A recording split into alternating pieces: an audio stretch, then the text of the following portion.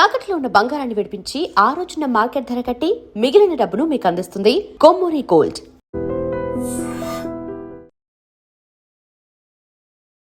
వనస్థలిపురంలో దారుణమైనటువంటి సంఘటన అయితే జరిగింది. యాక్చువల్లీ ఎవరు కూడా ఎక్స్పెక్ట్ కూడా చెయ్యరు.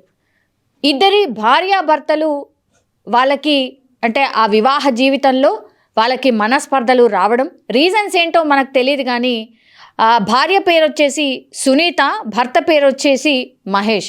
వాళ్ళు గత కొద్ది కాలంగా వాళ్ళిద్దరి మధ్య విభేదాలు రావడం, ఆ తర్వాత విడాకులు తీసుకొని విడిపోవడం అయితే జరిగింది. అయితే ఇప్పుడు సునీత ఎవరైతే ఉన్నారో అంటే మాజీ భార్య, మహేష్కి మాజీ భార్య అయినటువంటి సునీత ఎవరైతే ఉన్నారో ఆమె రెండో వివాహం చేసుకొని వాళ్ళ తల్లితో పాటు వనస్థలిపురంలో ఉంటోంది.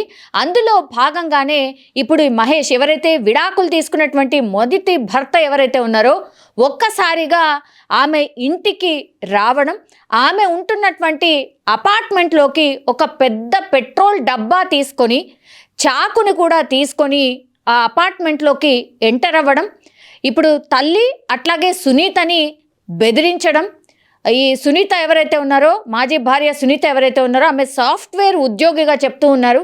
సో ఇదంతా చేయడానికి పూర్తిగా రెక్కి నిర్వహించినటువంటి మహేష్ లోపలికి ప్రవేశించాడు. ఆ తర్వాత ఇల్లంతా కూడా వాళ్ళు గట్టిగా కేకలేస్తున్నా, తల్లి కూతుర్లు కేకలేస్తున్నా సరే మొత్తం ఇల్లంతా కూడా పెట్రోల్ అంతా పోసి తగలబెట్టేస్తాను అని బెదిరించడం, వాళ్ళ తల్లిని కూడా బయటకి నెట్టేయడం జరిగింది. అడ్డొచ్చినటువంటి సునీతని చంపేస్తా అనుకుంటూ ఆమె మీదికి కత్తితోని వెళ్ళి కత్తులతోని విచక్షణారహితంగా పొడి చేశాడు.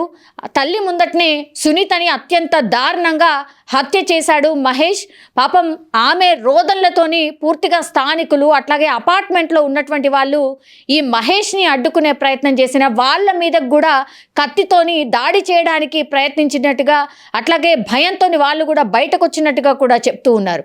సో ఇదంతా ఇన్సిడెంట్ అంతా కూడా ఆ స్థానికులు అట్లాగే వాళ్ళ అమ్మ కళ్ళ ముందటనే జరగడం, ఆ తర్వాత మహేష్ ఎక్కడ కూడా పారిపోకుండా ఆ పెట్రోల్ డబ్బాని అలాగే పట్టుకొని సునీతని చంపిన తర్వాత మళ్ళీ చనిపోయిందో లేదో అని చెక్ చేసుకొని దాని తర్వాత లోపల అంటే వాళ్ళు బయట ఉన్నటువంటి పూల కుండీ ఏదైతే ఉంటుందో ఆ పూల కుండీని కూడా తీసుకొచ్చి ఆమె నెత్తి మీద బాది పూర్తిగా చనిపోయింది అని నిర్ధారించుకున్న తర్వాత ఏమాత్రం కూడా పారిపోవడానికి ప్రయత్నం చేయకుండా పూర్తి స్థాయిలో అదే ఇంట్లో కూర్చొని అందరూ స్థానికులు ఎంత తిట్టినా ఎంత బెదిరించినా ఏమాత్రం కూడా పారిపోకుండా అక్కడే ఉండిపోయాడు. పోలీసులకు సమాచారం ఇవ్వడం, ఆ తర్వాత పోలీసులు వచ్చి చూసేసరికి సునీత పరిస్థితి ఏంటి అనేది కనుక్కునేసరికి అప్పటికే ఆమె చనిపోయినట్టుగా పోలీసులు నిర్ధారించుకున్నటువంటి సిచ్యువేషన్. స్థానికులందరూ ఉన్నారు, వాళ్ళ అమ్మగారు అక్కడే ఉన్నారు.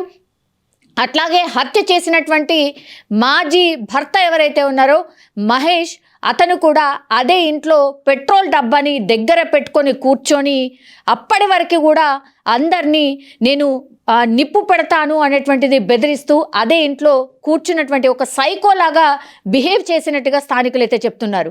ఈ ఇన్సిడెంట్ అందరూ కూడా మొత్తం స్థానికులు చూడటం, ఆ తర్వాత వాళ్ళ అమ్మగారు పూర్తిగా రోదిస్తూ నా కూతుర్ని చంపేశాడు అనేటువంటిది రోదిస్తూ ఉన్నటువంటి సిచ్యువేషన్. వాళ్ళ బంధువులు అందరూ కూడా అక్కడికి చేరుకున్నారు.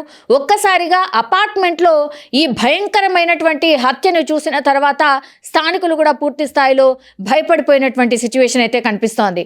అయితే పూర్తి వివరాలు ఇంకా తెలియాల్సి ఉంది. అంటే అసలు ఈ సునీత అండ్ ఇప్పుడు రెండో భర్త ఎవరైతే ఉన్నారో అతను ఎవరు ఏంటి అనేది తెలుసుకోవాల్సి ఉంది. అట్లాగే మహేష్కి సునీతకి విడాకులు ఎందుకైనాయి, రీజన్స్ ఏంటి, ఎంతకాలం క్రితం మ్యారేజ్ అయింది, తర్వాత విడాకులకు దారి తీసినటువంటి కారణాలేంటి, ఇంత సైకోగా మహేష్ మారిపోయి ఆమెను అంత దారుణంగా హత్య చేయడానికి రీజన్ ఏంటి, ఏంటి తగాదాలు అనేది కూడా తెలుసుకునే ప్రయత్నం చేస్తూ ఉన్నారు పోలీసులు.